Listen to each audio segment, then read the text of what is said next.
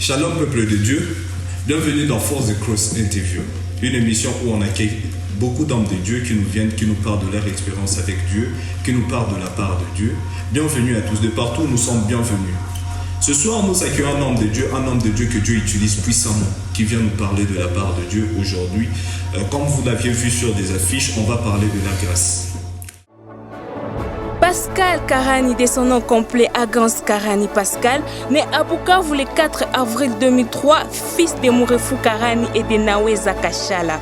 Visionnaire du groupe Arche de la jeunesse chrétienne, AGC en sigle.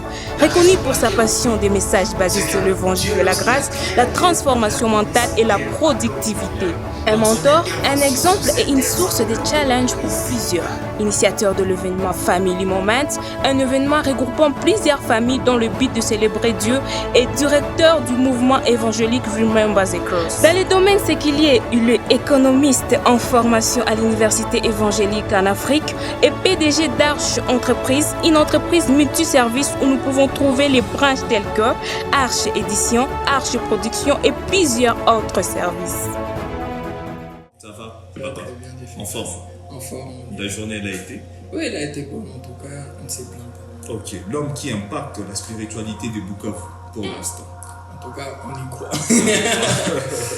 C'est un peu ça. Bienvenue. Aujourd'hui, comme nous l'avions dit, nous allons parler de la grâce. Oui. Parmi vos livres que vous aviez publiés récemment, nous avons vu la grâce. Pourquoi la grâce, Papa Pascal? Déjà, premièrement, la grâce parce que déjà j'ai trouvé que l'évangile de la grâce, c'est l'évangile le plus rare en fait qu'on entend dans plusieurs communautés. La compréhension de la grâce a toujours été une compréhension un peu plus complexe aussi dans les milieux chrétiens. Pourtant, c'est la compréhension qui doit être en fait la base de notre fondement dans la foi. Alors j'ai à écrire des livres sur la grâce, le Seigneur m'avait à cœur de le faire parce qu'il a voulu peut-être toucher les cœurs de certaines personnes afin qu'elles aient la compréhension de ce quoi fait la grâce et comment elle opère. Chers téléspectateurs, nous l'avions entendu, peut-être que Dieu peut faire quelque chose dans ta vie aujourd'hui.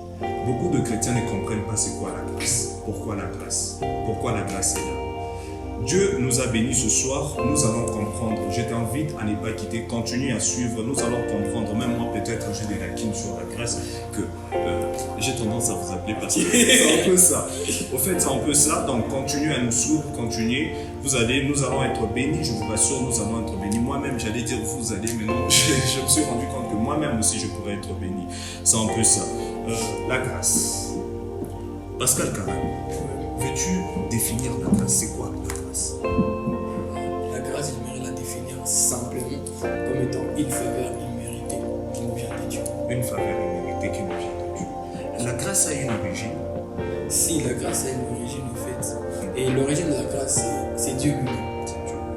C'est Dieu lui-même parce que quand on remarque, la Bible nous parle de la loi et tout, la Bible parle de la loi comme étant l'ombre de choses à venir.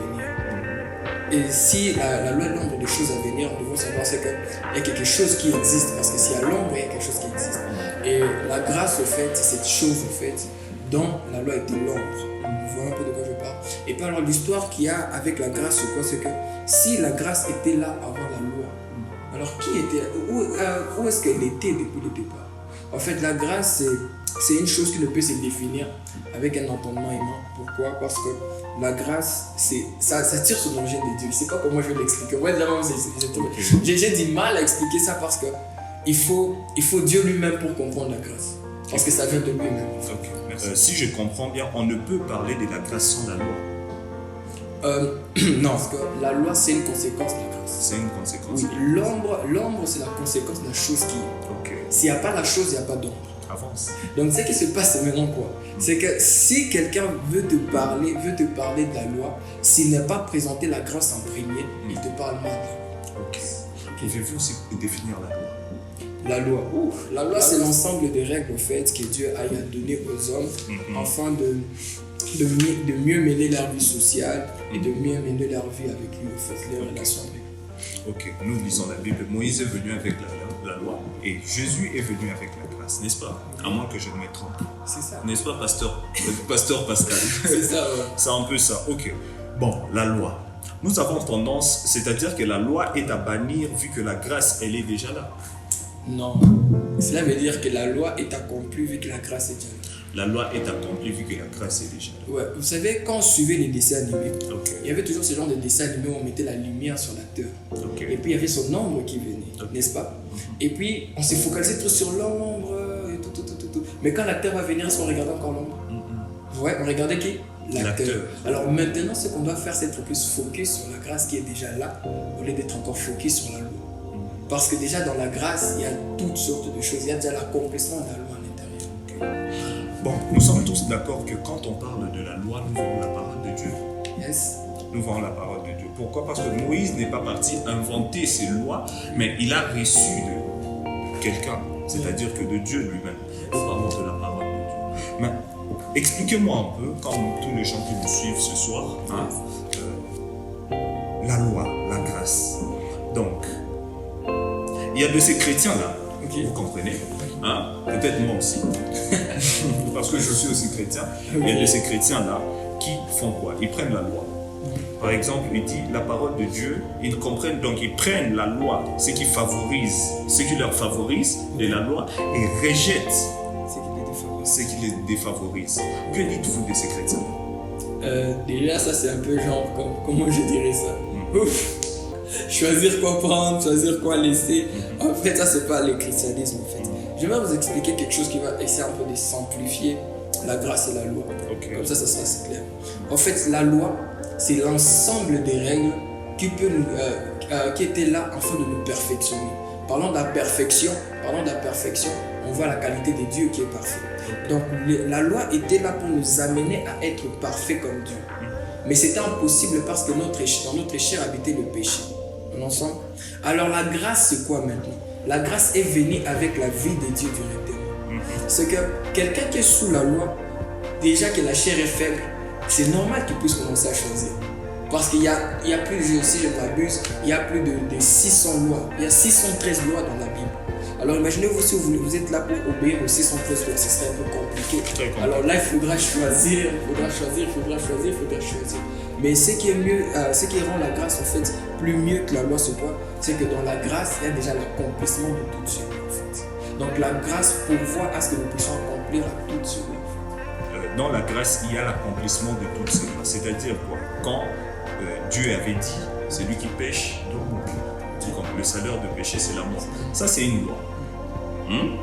C'est-à-dire que Jésus est venu pour accomplir la loi qui a été dite. Qui a été dite. C'est-à-dire qu'il devrait y avoir un mort pour que c'est ça que vous cherchez à nous faire comprendre. Ouais, c'est ça. Chers téléspectateurs, comprenez avec moi que Dieu n'est pas venu, il a dit lui-même, je ne suis pas venu pour abolir la loi. Vous comprenez? Il nous a amené la grâce, mais malheureusement, nous comprenons la grâce de tort et à travers. On va ouvrir une Bible dans Tite 2, 11, 12, où l'homme de Dieu, ça nous parle de la grâce. Okay. Tite 2, 11, 12, on dit la grâce est source de salut en fait. La grâce est source de salut. Est-ce que vous pouvez un peu nous expliciter là-bas? Parce que ça nous laisse un peu... Ok. Alors, la grâce, source de salut. Alors, qu'est-ce qu'était la loi? Si la grâce est une source de salut, donc la loi était source de quoi? Mais une chose que j'aimerais juste expliquer en ce qui concerne la grâce comme étant une source de salut de tous les hommes, c'est quoi? C'est que sans la grâce, c'est difficile au fait d'atteindre le salut. Pourquoi? Parce que le salut demande à ce que nous soyons parfaits, à ce que nous soyons prêts. Comme le disent tous les prédicateurs, je ne sais pas, les autres prédicateurs, je m'excuse. Certains, quand ils parlent du ciel, ils parlent d'une certaine perfection qu'on doit avoir. C'est vrai, c'est ça au fait. Le salut demande à ce qu'il y ait cette perfection ensemble. Mais le truc qui est alors, c'est quoi? Avec la grâce, la perfection là qu'on est en train de prêcher, qu'on demande d'avoir, est venue au travers d'un homme qui est mort à la croix, Jésus-Christ. 2 Corinthiens chapitre 5, le verset 21, la Bible dit: c'est lui qui n'a point connu de péché, Dieu l'a fait devenir péché, afin qu'en lui, nous soyons la justice de Jésus-Christ. Pour dire que toute cette perfection, nous l'avons trouvée en fait en lui. Ce n'est plus à nous d'aller les chercher, mais c'est à nous alors de nous trouver dans nous sommes. C'est la grâce. Si c'est la grâce, c'est-à-dire que Dieu il m'a déjà pardonné.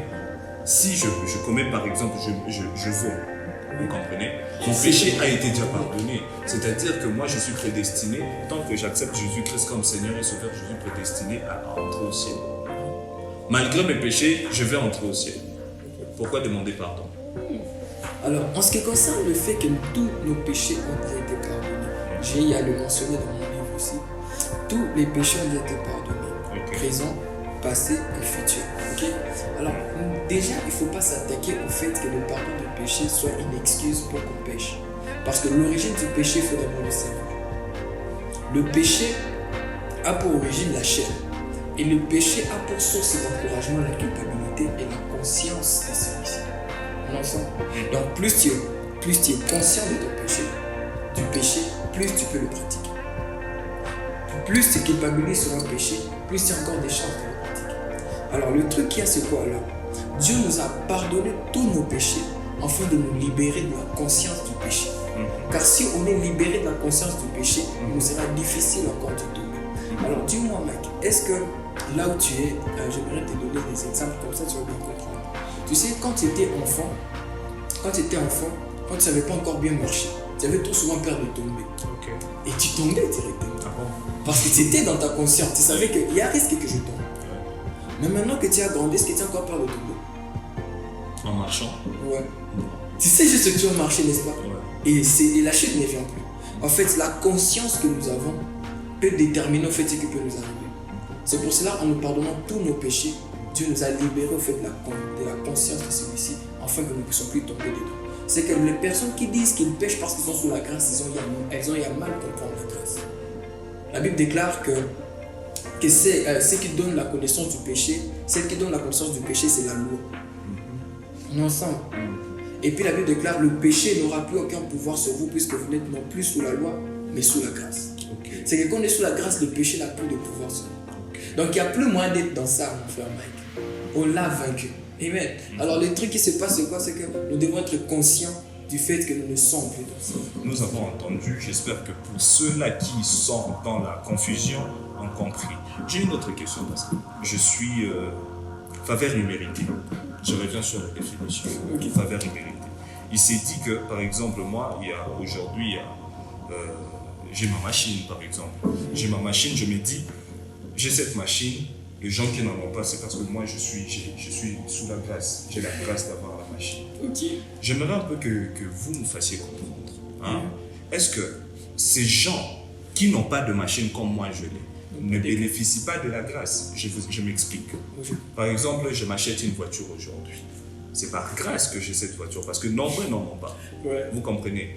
Le jour que la voiture comme quelqu'un, ou la voiture tombe en panne, est-ce que cela veut dire que la grâce est partie? La grâce de Dieu joue dans plusieurs domaines. Dans la provision, dans les saluts, dans la guérison. La grâce joue dans plusieurs domaines. Et déjà, quand je médite au fait sur la grâce, c'est parmi les 6 autres Seigneur avec elle aussi, de partager un jour. Écoutez, la grâce, lorsque la grâce joue dans la provision, c'est pour te donner ce dont tu as besoin. Ensemble. Si peut-être la personne a une machine et toi tu n'as pas de machine, c'est pas que tu n'as pas de grâce. C'est que la machine n'est pas pour toi un besoin pour ça. Amen. Donc la grâce joue dans plusieurs domaines. Manquer ne signifie pas que Dieu nous a oubliés ou bien qu'on n'a plus de grâce. Non. Des fois on a l'impression qu'on manque quelque chose, pourtant on a quelque chose. C'est ça la Bible déclare, à celui qui a on le montrera, à celui qui n'a pas on le montrera. Pourtant c'est absurde. On ne peut pas ôter à quelqu'un qui n'a rien. C'est que si on peut t'ôter quelque chose, c'est que tu as quelque chose. Alors ce qui se passe, c'est quoi? C'est qu'on manque de rien. Amen. On manque de rien. Mais le truc qu'il faut alors qu'on ait, c'est la conscience de ce qu'on a et qu'on puisse commencer à juger alors en dépendance de nos besoins en fait. C'est comme ça que la grâce fonctionne. Donc tu n'as pas plus de grâce parce que tu as et tu n'as pas moins de grâce parce que tu n'as pas. La grâce de Dieu pourvoit à tes besoins et non à tes désirs et tes caprices. On apprenait que la grâce de Dieu, la grâce c'est un sujet un peu complexe. Mais papa Pascal, si ma voiture s'est perdue par exemple, si on volait ma voiture, la voiture que j'avais, cela veut dire que ma grâce elle est partie ou elle est encore là? Vous avez excusé ma question. Ok, d'accord, maman. Alors si alors on arrivait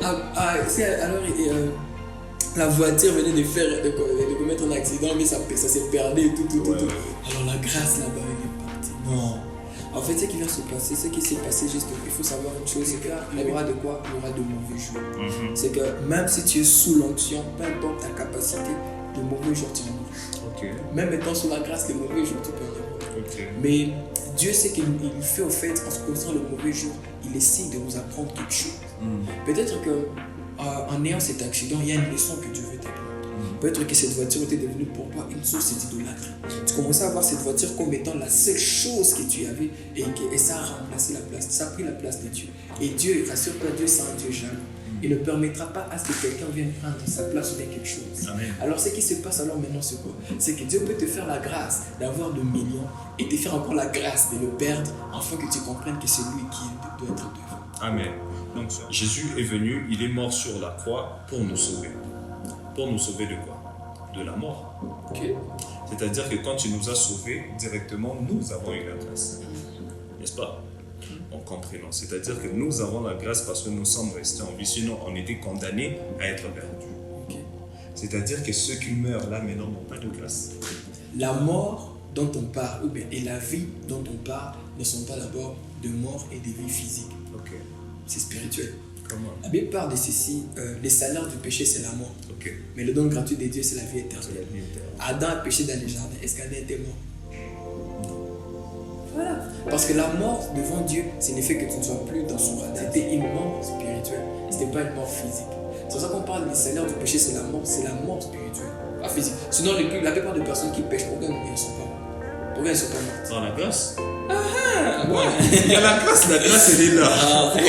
Non, alors la plupart des personnes qui pêchent au fait et ils ne sont pas morts physiquement, c'est pas seulement la présence de la grâce, non, c'est parce que la mort qu'ils sont en train de civils et spirituels. En fait, elles se prennent pour des êtres vivants, pourtant elles sont déjà mortes. Ok. Vous voyez, loin de Dieu, on est vraiment mort. Et c'est ce qui se passe au fait. Et quand on est avec Dieu, on a la vie. Ensemble. Alors ce qui se passe au fait, c'est que Dieu use aussi de patience afin que tous ceux-là aussi soient sauvés. Ensemble. C'est pour cela, Jésus-Christ, quand il est mort à la croix, la vie qu'il nous a apportée, c'était la vie de Dieu. Et les gens qui sont dans le péché, ils subissent des Dieu. J'aimerais expliquer ça, je ne sais pas si c'est un peu bizarre, mais je vais l'expliquer. Je t'ai posé la question de savoir si Adam était mort physiquement lorsqu'il a eu à pécher. Oui, Adam était mort physiquement. Parce que la Bible déclare qu'un jour devant Dieu est comme 1000 ans devant Dieu sont comme un jour, n'est-ce pas? Mais Adam n'a pas eu à faire plus de 1000 ans de vie.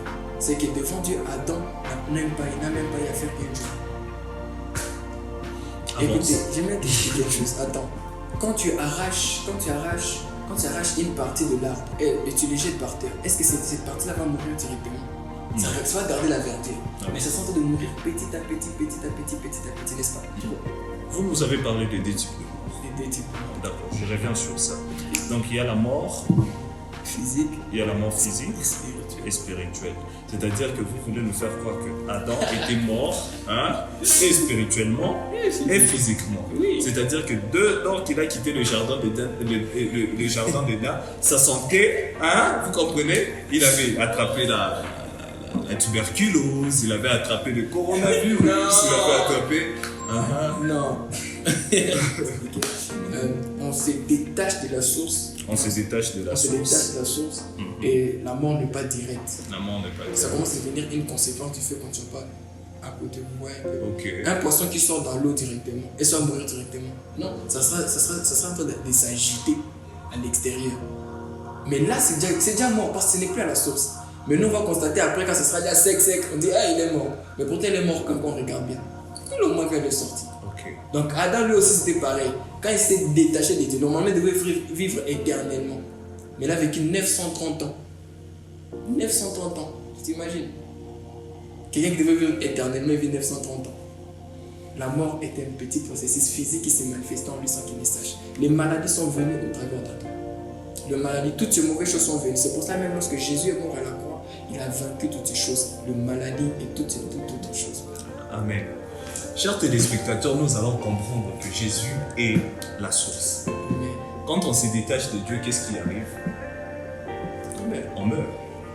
On va commencer à mourir progressivement. Progressivement jusqu'à la mort. On parle de deux types de mort. On voit la mort spirituelle et on voit la mort physique. Donc comprenez avec moi que rester attaché à Christ a beaucoup d'avantages. Quand tu quittes Dieu et la grâce, c'est que vous nous avez fait confondre. Et la grâce fait quoi? Quitte. C'est un peu ça. Donc la grâce n'est pas seulement que pour n'est pas pour le pécheur, n'est pas pour ceux qui sont loin de Dieu, mais c'est aussi pour ceux qui c'est seulement pour le chrétien. C'est que vous êtes en train de me faire. Ouais.